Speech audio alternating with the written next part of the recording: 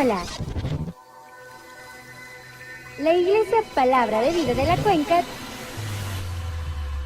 te da la bienvenida.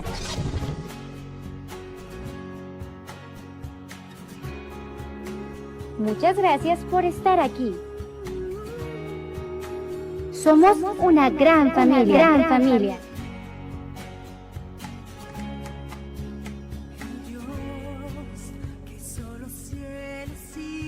¿Qué tal, familia? ¿Cómo estamos? Muy buenos días, buenas tardes o buenas noches, según nos estás observando. Es un privilegio el poder estar con ustedes y poder compartir una vez más un mensaje de la palabra del Señor. Es un tiempo de aprendizaje de la palabra del Señor. Hemos estado estudiando el libro de los Hechos y hemos encontrado enseñanzas poderosas. Creo que en este día tendremos una interesante enseñanza. El tema de hoy es aferrados a la misión y a la palabra. ¿Cómo dije? Perfecto, aferrados a la misión y a la palabra. ¡Wow! La Biblia entera, toda la Biblia gira alrededor de la persona de Jesucristo.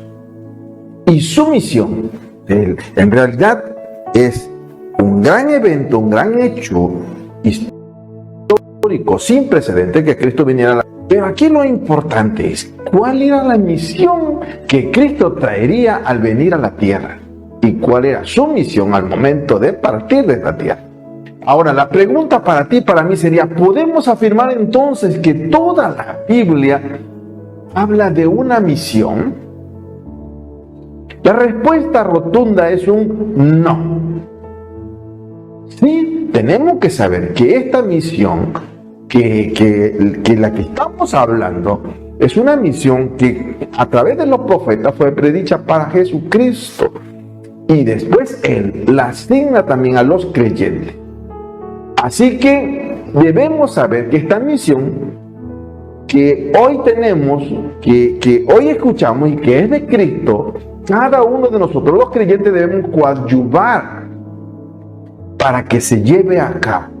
Y cuando nosotros coadyuvamos a esta misión de Dios o de Cristo Jesús, con los hermanos en conjunto, se convierte en una comisión.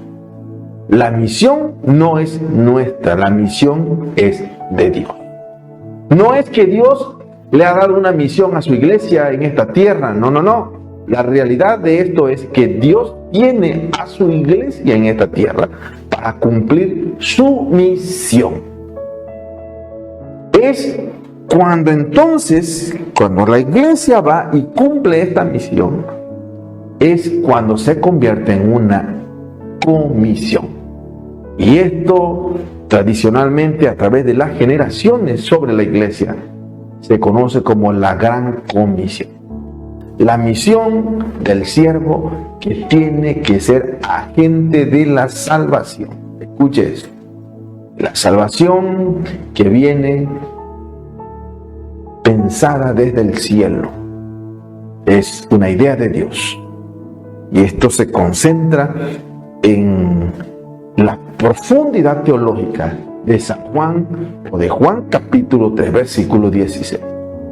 Así que Dios quiere alcanzar todos los límites de la tierra para llevarlos a su plan maravilloso de salvación.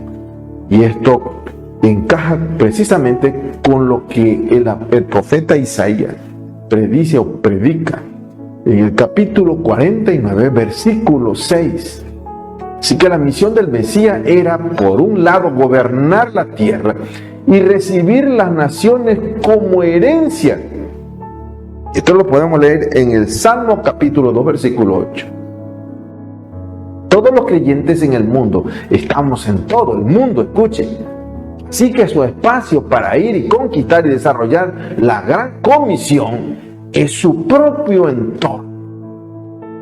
De esta manera, todos los cristianos del mundo, cuando demos un paso o varios pasos a nuestro entorno y comencemos a proclamar el mensaje de salvación traído por Jesucristo a través de su evangelio, estaremos cumpliendo la gran comisión. Esa comisión que el Señor asigna en el capítulo 28, versículo 18 al versículo 20. Debemos estar conscientes que la gente se perderá en la eternidad si no escuchan nunca la salvación de Dios y desarrollan una relación personal con Jesucristo. Escuche esto. Debemos comprender de qué manera Dios ha prometido traer la salvación a este mundo. Debemos recordar que Dios ha guardado su iglesia y la ha sostenido a través de los siglos. En cada tiempo, en cada siglo, en cada época, llamó a alguien para cumplir esta tarea. La ley del menor esfuerzo se ha dado por muchas generaciones. Un estado de pereza y de indiferencia ha invadido la iglesia por mucho tiempo y muchas veces los creyentes caen en esta situación de la ley del menor esfuerzo, que consiste en hacer cualquier tarea con el mínimo de energía posible. Así que esta ley de la indiferencia y la apatía por llevar la predicación de la palabra de esta forma, la ley del menor esfuerzo, es la ley de los perezosos, de los que no comprenden la grandeza del privilegio de ser llamados por Dios. El esfuerzo de la misión está determinado por la pasión del creyente, no por las circunstancias. Escucha, esto es muy importante. Así que tú y yo tenemos la obligación de ir y hacer la gran comisión, que por cierto está marcada en los 5 dedos de nuestra mano, y encontramos de primera impresión el mensaje que es imperativo. Por tanto, ir, no está diciendo si quieres, si tienes ganas, si estás de buen humor, no, dijo ir. Y también dice la otra parte, hacer discípulos, hacer discípulos. Entonces, en todas las naciones donde tú te encuentras, ahí hay una persona para ser discípulo de Cristo. Y después que son discípulos, dice, bautizándolos en el nombre del Padre, del Hijo y del Espíritu Santo. Y posteriormente dice, ahora enséñenle que guarden toda la cosa que os he. Y lo más impresionante en el último punto es, y escucha esto muy importante, y aquí yo estoy con vosotros. Y escuche esto, todos los días hasta el fin del mundo. ¡Wow! El Señor haciendo presencia en su misión, en la colaboración, en la comisión de cada uno de nosotros. Pablo predicó en toda Asia, llevando a cabo este trabajo y persuadiendo a cientos y cientos de personas a creer en el Evangelio.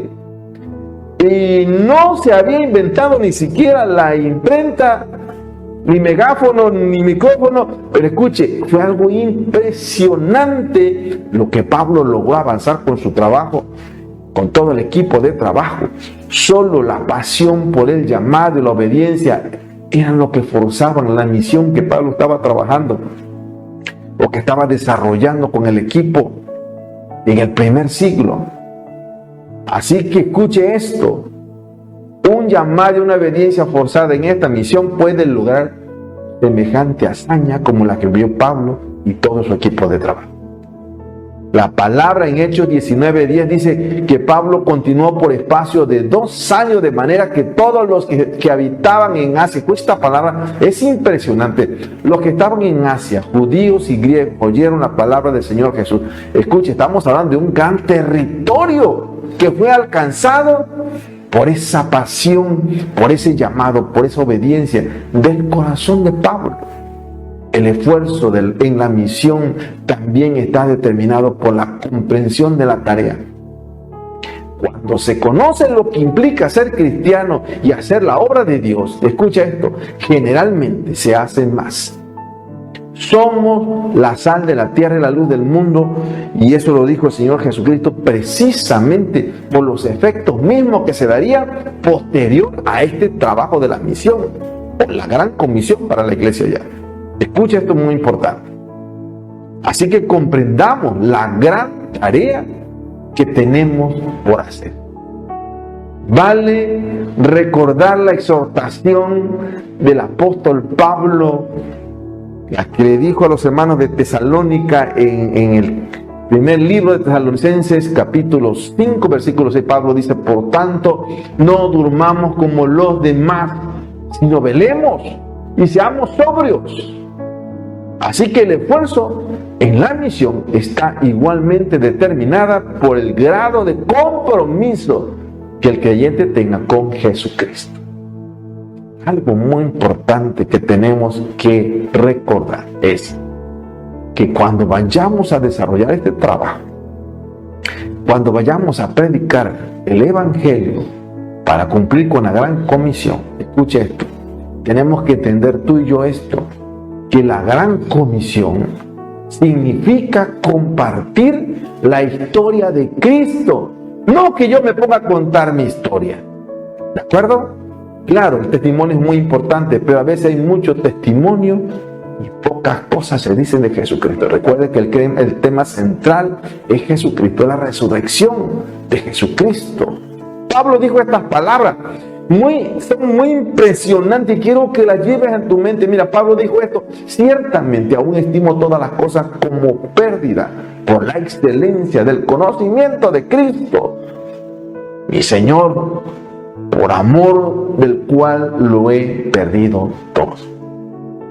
Y lo tengo por basura para ganar a Cristo y ser hallado en Él, no teniendo mi propia justicia que es por la ley, sino la que es por la fe en Cristo Jesús, la justicia que es de Dios por la fe.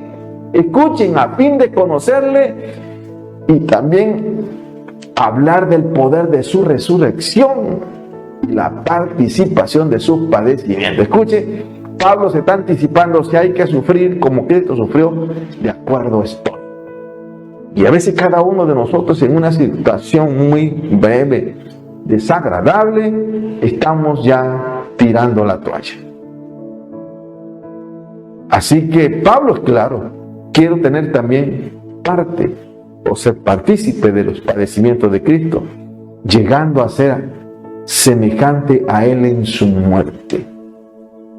Y si en alguna manera llegase a la resurrección de entre los muertos, quiero decirle, Pablo en realidad llegó a ser un mártir. Y otra cosa muy importante, Pablo junto con los creyentes de la primera iglesia del primer siglo creyeron que Cristo regresaría en esos días. Y Pablo abrigaba esa esperanza, por eso está diciendo: aún si tengo la oportunidad de llegar a la resurrección de entre los muertos. Pero en realidad la resurrección de entre los muertos se va a dar cuando Cristo venga por su iglesia. Entonces, este lindo pasaje lo puedes leer en Filipenses capítulo 3, versículo 8, versículo 9, versículo 10 y versículo 11. La misión puede ser una carga muy pesada sin una sistemática renovación, es decir, sin una reingeniería de la estrategia. Moisés, quien fuera un hombre acostumbrado a las intrigas palaciegas de la corte egipcia y conocedor de la manera de lidiar con sediciones por su experiencia como nieto adoptivo del rey Faraón, tuvo que pedir a Dios la intervención de su presencia para que en todo el trayecto que infería su misión pudiera encontrar el respaldo del Eterno. Ahora, Moisés dijo estas palabras que han trascendido hasta nuestro siglo y que no son aplicables a la iglesia. Escuche esto, soy muy claro y espero que no se malentienda. Moisés responde: si tu presencia no ha de ir conmigo, no nos saques de aquí. Y eso lo podemos leer en Éxodo capítulo 33, versículo 15. Escuche esto muy interesante: si tu presencia no ha de ir conmigo, no nos saques de aquí. Y en realidad los tiempos históricos y los estados espirituales son diferentes. Las promesas son diferentes. En realidad Moisés tenía esa duda, pero podemos ver todo el entorno histórico, cómo se desarrolló. Pero para la iglesia, nosotros no podemos decir eso, nosotros no podemos cantar eso: si tu presencia no va conmigo, no voy, porque Él está diciendo: he aquí, yo estoy con vosotros todos los días hasta el fin del mundo. Si tú dices esto que Moisés dijo, es que tú no estás creyendo lo que Él dijo en Mateo capítulo 28. Aquí yo estoy con vosotros todos los días hasta el fin del mundo. Está diciendo en otras palabras, amigo, amiga, hermano, querido, querida, te vas a morir y yo aquí sigo con la iglesia. Bueno, son tiempos diferentes. Por eso, hacer la gran comisión o llevar a cabo la misión de Cristo es sentir que vamos a respaldar con Él. Él mismo lo está diciendo. Ustedes no tengan miedo, vayan, porque vamos a encontrar un entorno hostil, o hay un entorno hostil, lo ha habido en todos los siglos. Pero actualmente el siglo XXI es tremendo. Pero Él dijo su palabra, yo estoy con vosotros todos los días hasta el fin del mundo. ¡Wow! Moisés supo en poco tiempo, desde que fue llamado. Escucha esto muy interesante, y esto aplica para la iglesia, aplica para ti, para mí. Moisés en poco tiempo supo de que desde que él fue llamado, que fue mejor estar en el desierto con la presencia de Dios que vivir en una tierra productiva y que supuestamente todo lo tiene, pero que no está la compañía, que no está la presencia de Dios. Por eso vale la pena renovar fuerzas, vale la pena replantear las estrategias, reingeniar las estrategias. Hacer esto se hace posible que haya una continuidad del llamado y de la visión. En realidad, las estrategias, la ingeniería de llevar la predicación de la palabra al mundo al siglo XXI, nada tiene que ver con la Edad Media, nada tiene que ver con la Edad Medieval o con el primer siglo, ni siquiera 20 o 30 años atrás. Las cosas han cambiado y escuche esto, había que replantear estrategias para llevar la palabra del Señor. Escuche, esto que estoy haciendo ahora, que tú estás mirando a través de las redes sociales, ni pensarlo en la Edad Media, ni pensarlo en el Renacimiento, ni pensarlo en el siglo I de la Iglesia, ni pensarlo 10, 20 años atrás de nosotros. Así que tenemos que darle continuidad a esto. Y cuando dejas de renovarte, cuando dejas de replantear, cuando dejas de reingeniar la estrategia, escuche esto muy interesante, dejas de cumplir con un acierto a ese cometido espiritual que nos ha sido asignado. Pero vamos a enfocar el tema, y el enfoque dice así: el deber del creyente fiel es aferrarse a la misión, aún en medio de la aflicción, estudiando la palabra de Dios muy profundamente para entender. Voy a repetirlo nuevamente. El deber del creyente fiel es aferrarse a la misión, aún en medio de la aflicción, estudiando la palabra de Dios muy profundamente para entender. Bien, vamos a la lectura de este día, que es una lectura muy importante. Quiero que estemos muy atentos. Vamos a leer y escuchar Hechos 17, versículo 1 al versículo 15, y escucha bien lo que dice. Capítulo 17. Pasando por Anfípolis y Apolonia, llegaron a Tesalónica, donde había una sinagoga de los judíos. Y Pablo, como acostumbraba, fue a ellos y por 3 días de reposo discutió con ellos, declarando y exponiendo por medio de las Escrituras que era necesario que el Cristo padeciese y resucitase de los muertos, y que Jesús, a quien yo os anuncio, decía él, es el Cristo. Y algunos de ellos creyeron, y se juntaron con Pablo y con Silas, y de los griegos piadosos gran número, y mujeres nobles no pocas. Entonces los judíos que no creían, teniendo celos, tomaron consigo a algunos ociosos, hombres malos, y juntando una turba, alborotaron la ciudad, y asaltando la casa de Jasón, procuraban sacarlos al pueblo. Pero no hallándolos, trajeron a Jasón y a algunos hermanos ante las autoridades de la ciudad, gritando: estos que trastornan el mundo entero también han venido acá, a los cuales Jasón ha recibido, y todos estos contravienen los decretos de César, diciendo que hay otro rey, Jesús. Y alborotaron al pueblo y a las autoridades de la ciudad oyendo estas cosas. Pero obtenida fianza de Jasón y de los demás, los soltaron. Inmediatamente los hermanos enviaron de noche a Pablo y a Silas hasta Berea, y ellos, habiendo llegado, entraron en la sinagoga de los judíos.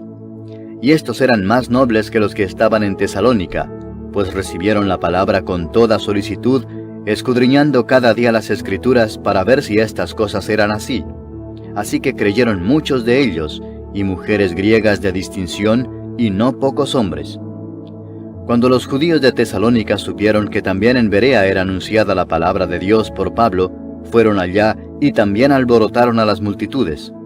Pero inmediatamente los hermanos enviaron a Pablo que fuese hacia el mar, y Silas y Timoteo se quedaron allí. Y los que se habían encargado de conducir a Pablo le llevaron a Atenas, y habiendo recibido orden para Silas y Timoteo de que viniesen a él lo más pronto que pudiesen, Este salieron. pasaje de la Escritura está muy interesante y vamos a aprender cosas maravillosas.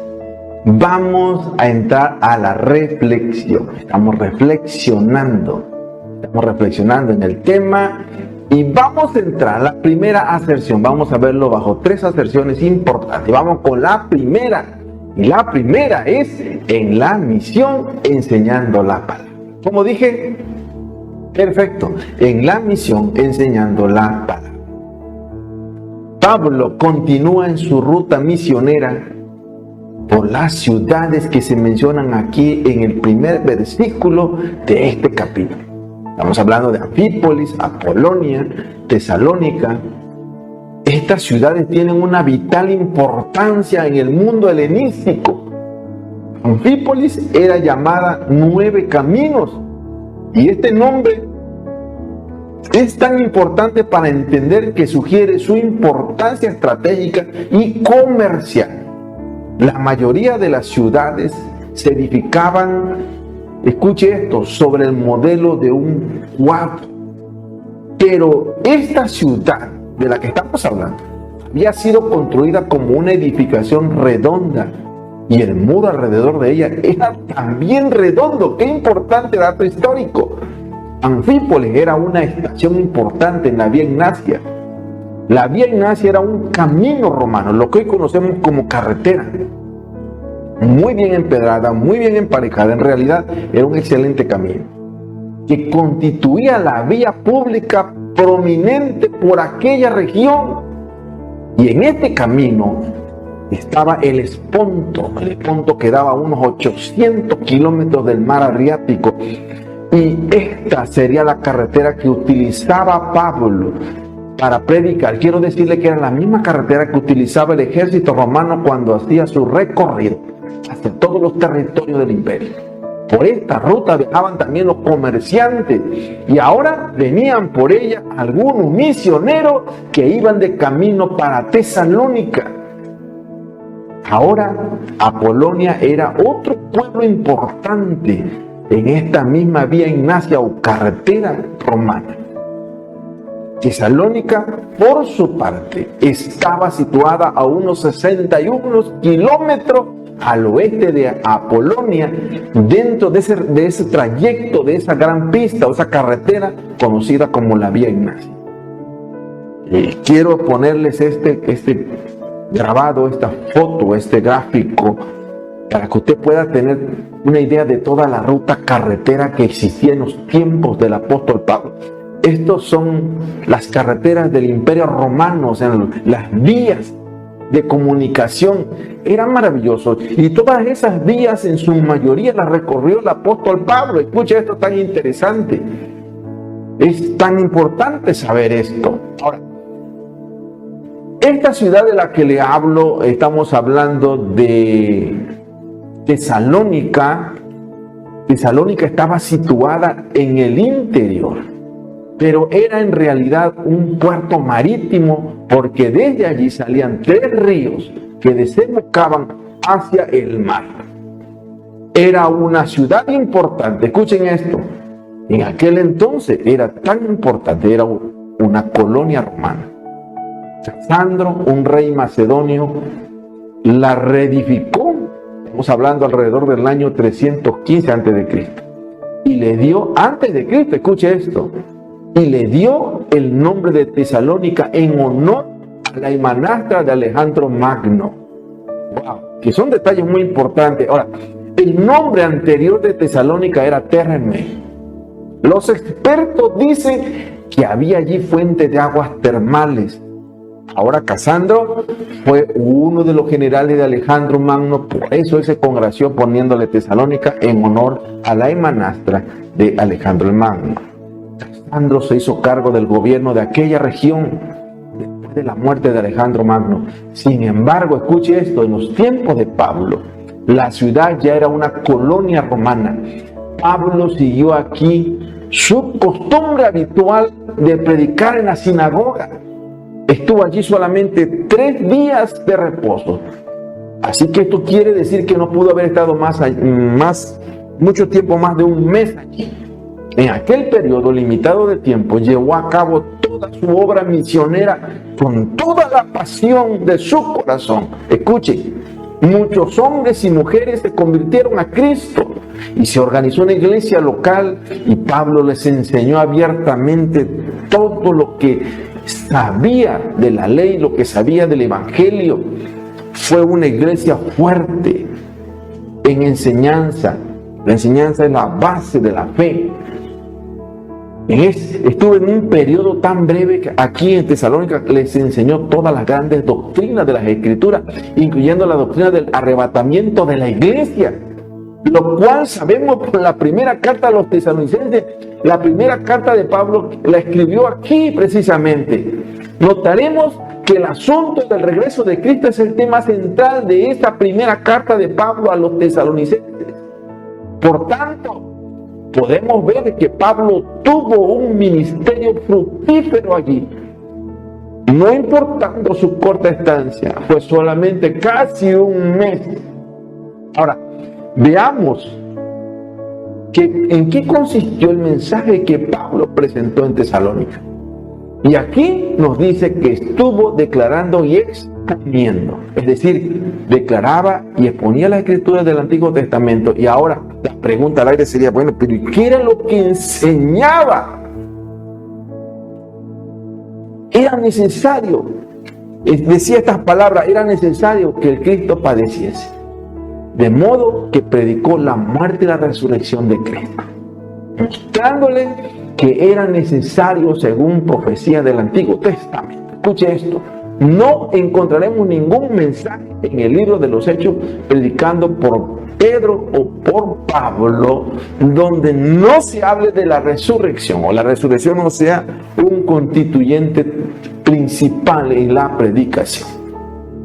En la actualidad, con demasiada frecuencia, la resurrección muchas veces no es la parte central del mensaje, ni siquiera forma parte de este mensaje.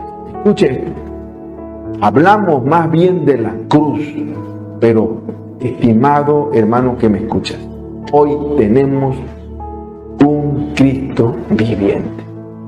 Hay un hombre en la gloria celestial, pero la iglesia lo ha perdido de vista. En este mismo momento, el Señor Jesucristo está a la derecha de Dios.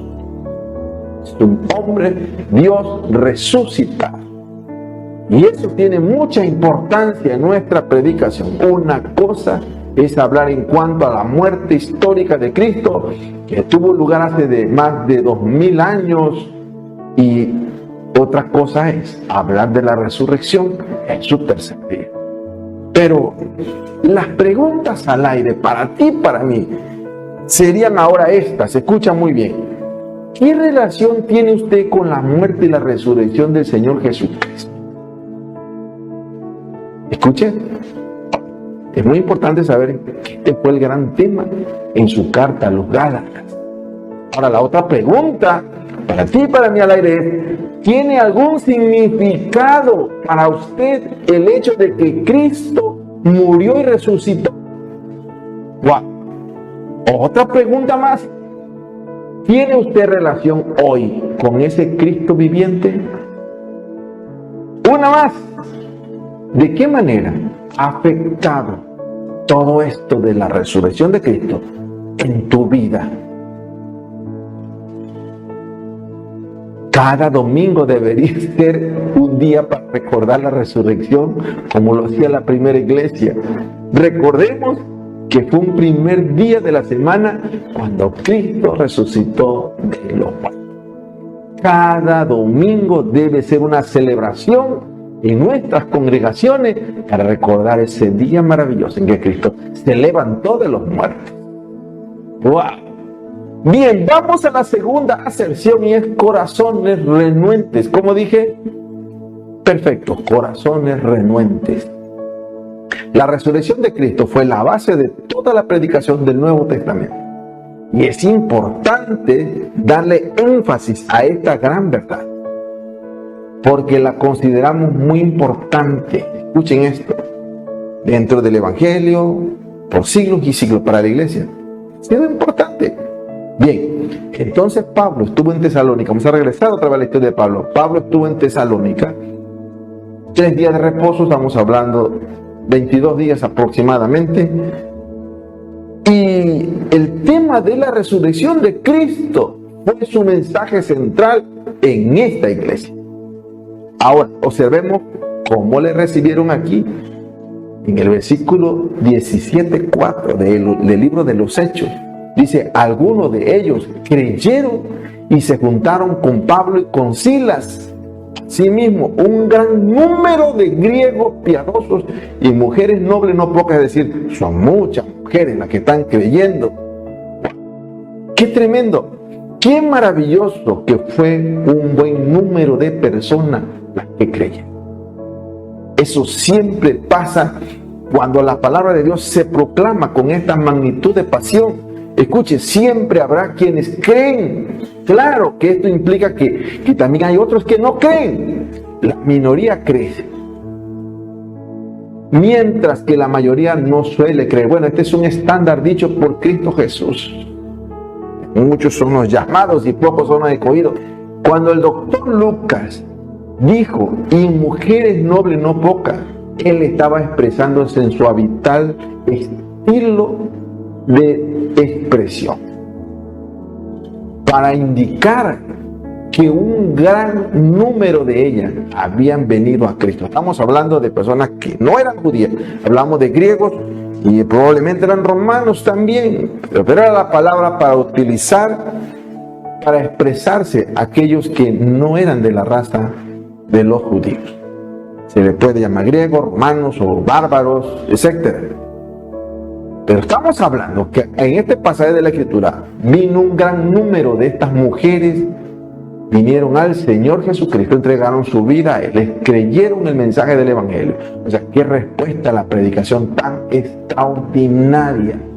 Ahora, no consideremos estas palabras como un recurso de oratoria o como una hipérbole o una exageración. Cuando ellos dijeron que estos hombres, porque dijeron esta palabra, estos hombres trastornan el mundo entero. Y eso fue exactamente lo que querían decir. O sea, no hay una hipérbole, no hay una exageración. En realidad era lo que estaban haciendo. Estaban trastornando el mundo entero. Eso fue exactamente lo que querían decir. Cuando el cristianismo penetró en aquel viejo imperio romano, causó una verdadera revolución. Diríamos a nuestro siglo, una gran explosión espiritual. Produjo un gran impacto. Es una lástima que no podamos experimentar hoy una revolución de este tipo para llevar a muchas personas al Señor Jesucristo, que crean a esa poderosa palabra de Dios. Así que es tan importante entender esto, que nuestro mundo está lleno de hipocresía y estamos viviendo en una de las épocas más que este mundo jamás haya conocido. Escuche esto. Es muy difícil que la gente vaya multitudinariamente, predique la palabra de forma individual.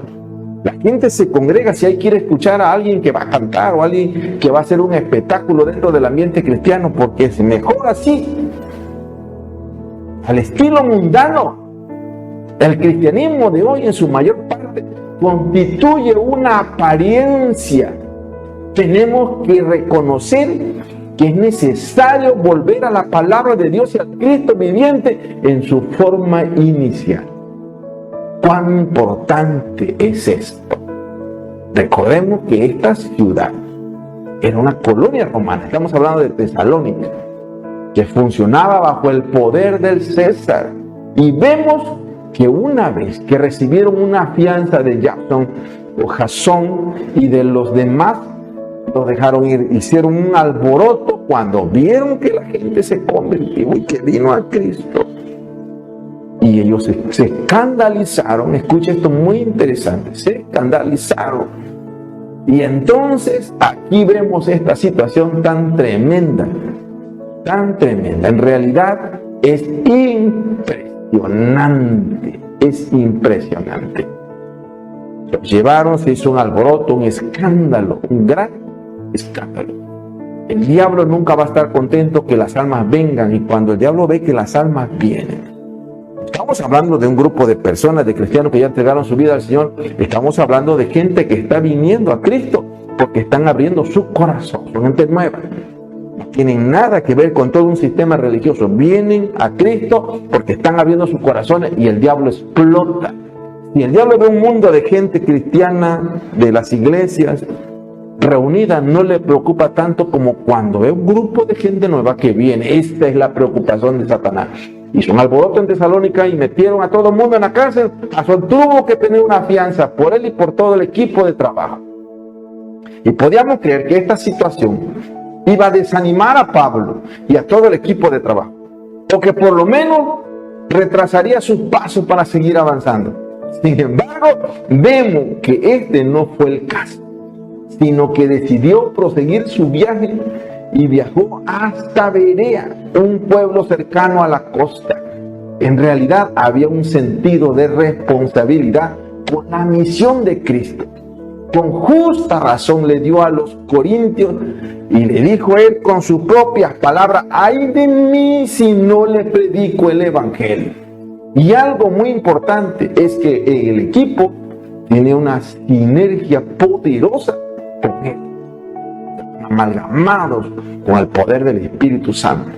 Por eso los frutos fueron de forma permanente y en un crecimiento progresivo.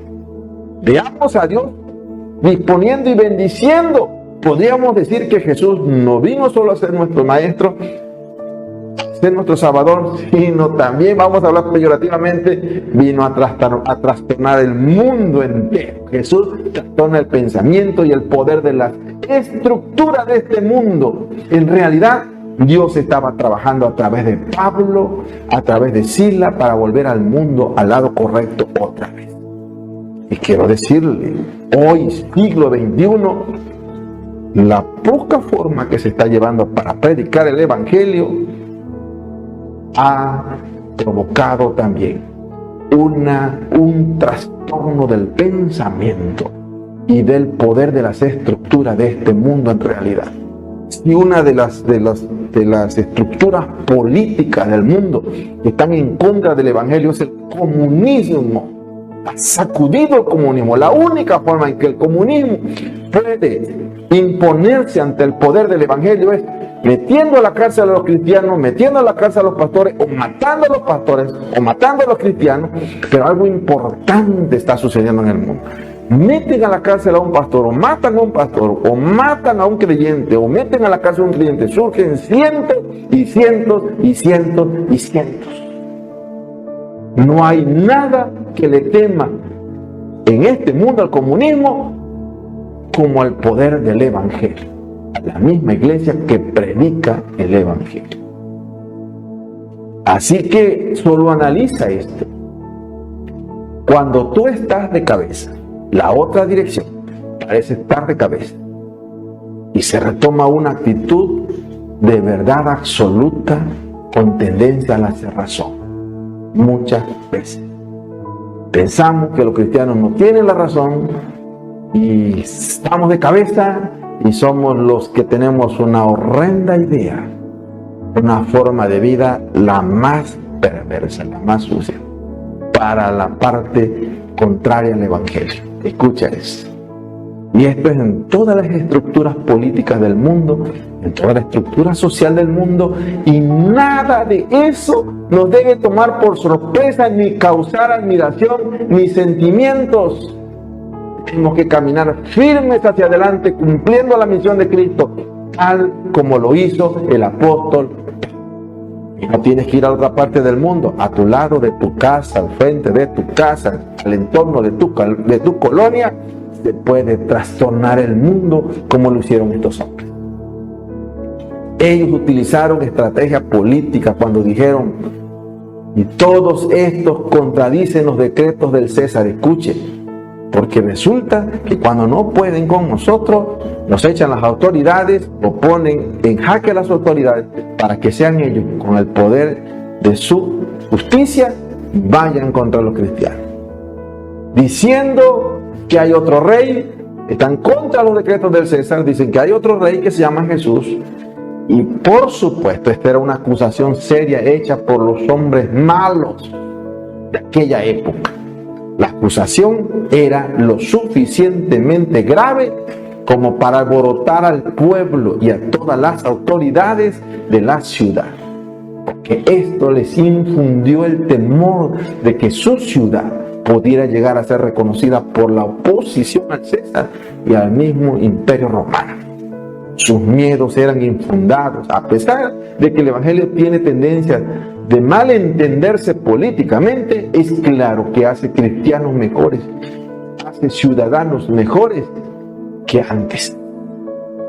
Y sus oraciones por los oficiales del gobierno son más útiles de lo que la mayoría de la gente se imagina. Hasta la acusación infundada de revolución política lleva un halago escondido.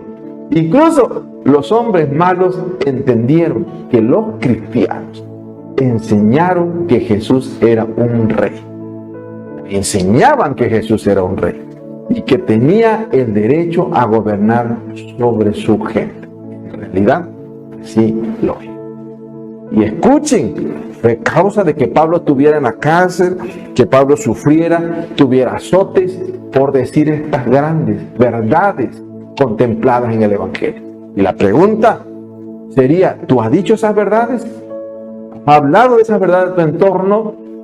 ¿Has vivido la experiencia de Pablo cuando dijo en 2 de Corintios capítulo 6 versículo 5, miren, en azote he estado en cárceles, en alborotos, en trabajos, en vigilias, en ayunos, etcétera, etcétera? Tremendo.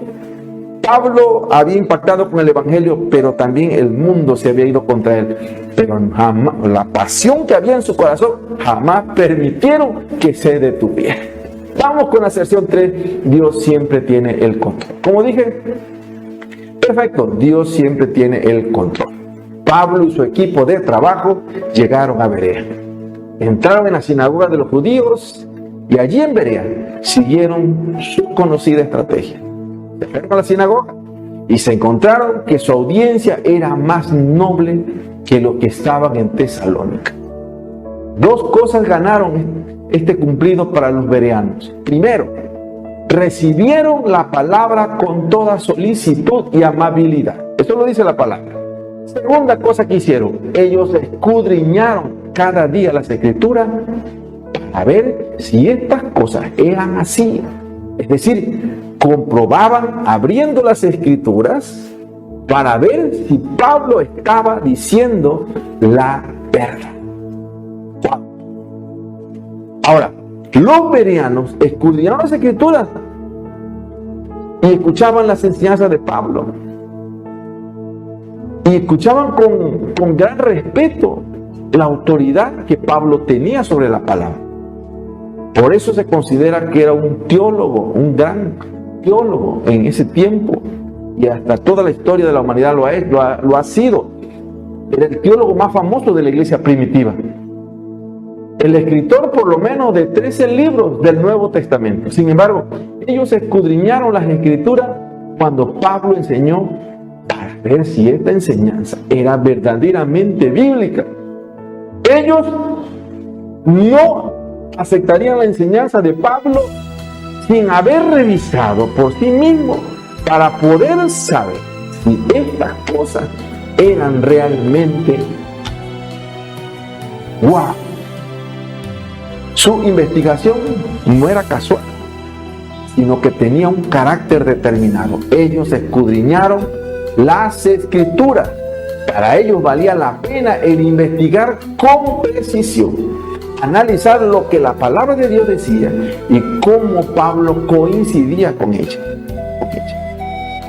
Ellos escudriñaban las Escrituras cada día. ¿Cierto? No era cierto lo que Pablo estaba diciendo. No era una ojeada rápida de una sola vez. No. Ellos hicieron de esto un punto de estudio diligente y extendido. También escudriñaron las Escrituras para saber más y más.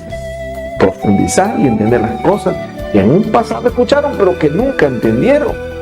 Ellos creían que podían encontrar y entender la verdad en esta palabra de Dios. Para ellos, la Biblia no solo era un libro bonito de poesía, un misterio, una agradable inspiración de pensamientos para el día. Era un libro de verdad. Y esa verdad estaba allí para ser conocida. Pero con toda diligencia y búsqueda, trabajaron escuchando a Pablo. Escuchen esto tan interesante, quizás tomando nota de lo que Pablo está diciendo, y su interés era demasiado importante para conocer la verdad. Los bereanos jamás se volvieron escépticos. Ellos recibieron la palabra con toda solicitud. Y cuando Pablo les predicó, ellos abrían sus corazones y por ende también despejaban sus mentes. Cuando todo esto estaba sucediendo, estaban interesados en escuchar la palabra, conectados con la palabra, atentos en escudriñar la palabra, llegó la misma gente, la misma turba de gente de Tesalónica para alborotar las multitudes en esta ciudad de Berea.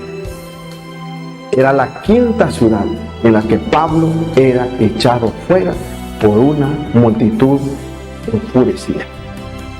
Estaba alborotada por envidiosos y eran líderes judíos. Escuche esto. Inmediatamente los hermanos enviaron a Pablo hacia el mar. De Berea enviaron a Pablo a Atenas temiendo por su vida. Hubo una interrupción total de la obra que se estaba llevando a cabo allí. Se tuvieron que cerrar los libros, los pergaminos, y se interrumpe por gente imprudente, gente celosa, gente religiosa, gente problemática. Silas y Timoteo se quedaron allí. Que Pablo quería que se quedaran para que siguieran enseñando y cuidaran a los nuevos creyentes que había allí en Berea. Era tan interesante lo que estaba pasando y no podía dejarse así a la deriva. Por eso Pablo fue muy sabio y deja a Silas y a Timoteo para que ellos continuaran con este gran trabajo. Bien, si queremos ordenar las ideas, podemos decir que el apóstol Pablo cumplió con su misión sin dudarlo en medio de la adversidad. Los creyentes fieles entre los gentiles que se convirtieron fueron el fruto de su trabajo. Cuando reaccionaron positivamente al Evangelio, por supuesto que fueron los primeros frutos maravillosos que Dios estaba dando. Era la obra de Dios en acción. Viviendo de acuerdo a la misión y a la palabra de Dios, ellos se convirtieron en herramientas importantes para la gloria de Dios. Quiero repetirlo nuevamente. El apóstol Pablo cumplió con su misión sin dudarlo en medio de una adversidad. Los creyentes fieles entre los gentiles se convirtieron en el fruto de su trabajo. Cuando reaccionaron positivamente al Evangelio, era un punto maravilloso a los ojos de Dios y eran la obra de Dios en acción, viviendo de acuerdo a la misión y a la palabra de Dios. Ellos llegaron a convertirse en herramientas importantes para la gloria de Dios. Bien, concluimos con el tema, pero continuamos. Dios te bendiga.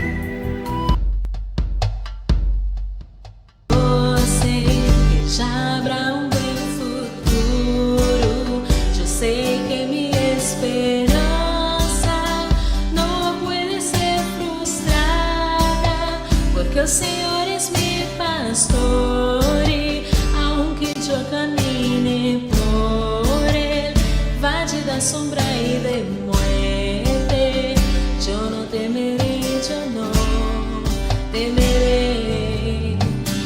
desierto, lugar de luchas y dificultades. El adversario oportunista ven a decirme que no puedo más.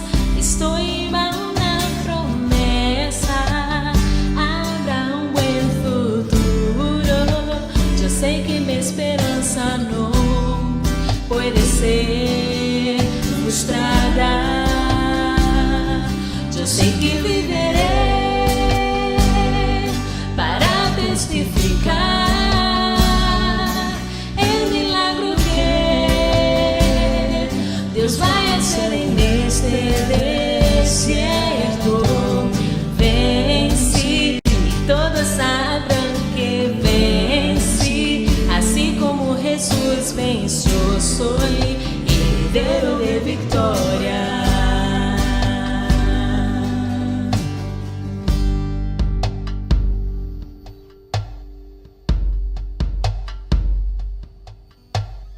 Yo sé que ya habrá un buen futuro. Yo sé que mi esperanza no puede ser frustrada, porque el Señor es mi pastor y aunque yo camine por el valle de sombra y de muerte, yo no temeré, yo no temeré. Desierto, lugar de luchas y dificultades, el adversario oportunista ven a decirme que no puedo más. Estoy bajo una promesa, habrá un buen futuro. Yo sé que mi esperanza no puede ser frustrada. Yo sé que viviré para testificar el milagro que Dios va a hacer en este desierto. Vencí y todos sabrán que vencí, así como Jesús venció. Soy heredero de victoria. Yo sé que viviré para testificar el milagro que Dios va a hacer en este desierto. Vencí y todos sabrán que vencí, así como Jesús venció. Soy heredero de victoria. Yo sé que viviré para testificar el milagro que Dios va a hacer en este desierto. Vencí y todos sabrán que vencí, así como Jesús venció. Soy heredero de victoria.